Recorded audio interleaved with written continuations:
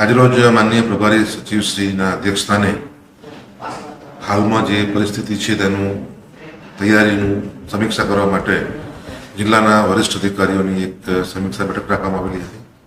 આ બેઠકમાં માનનીય પ્રભારી સચિવશ્રી દ્વારા હાલની જે સ્થિતિ છે તેને અનુલક્ષીને વિવિધ પાસાઓ ઉપર સમીક્ષા કરેલી હતી. ખાસ કરીને જે બ્લેકઆઉટ આપણે પરમ દિવસે સાંજે રાખ્યું હતું તે વિશે ચર્ચા કરી હતી.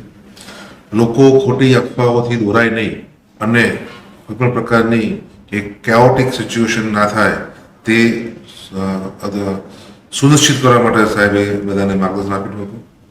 જિલ્લામાં જે આરોગ્ય વિષયક સુવિધાઓ આવી છે તેની વિસ્તૃત સમીક્ષા કરવામાં આવી હતી. ખાસ કરીને એમ્બ્યુલન્સ છે, ઓક્સિજન સિલિન્ડર્સ છે, આઈસીયુના કેટલા બેડ્સ છે, આ તમામ બાબતોની સૂક્ષ્મ સમીક્ષા કરવામાં આવી હતી. જે આપણા જિલ્લામાં 3 મોટી ઇન્ડસ્ટ્રીઝ છે વત્તા આપણું સોમનાથ ટ્રસ્ટનું જે મંદિર છે તેની સુરક્ષા પણ બાબતે સમીક્ષા કરવામાં આવી હતી. તમામ જે મહેસૂલી અધિકારીશ્રીઓ છે તેમની રજાઓ તાત્કાલિક અસરથી રદ કરવામાં આવી છે તે સૂચના આપી. તમામ લોકોને તેમના હેડક્વાર્ટરમાં રહેવા માટે સાહેબશ્રીએ જણાવેલું છે.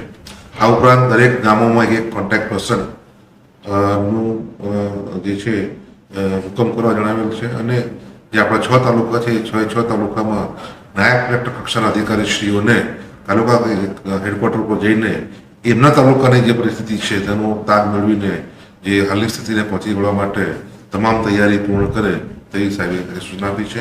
મારી લોકોને નમ્ર અપીલ છે કે તંત્ર દ્વારા આપણે સમયાંતરે યોગ્ય માહિતી આપવામાં આવશે.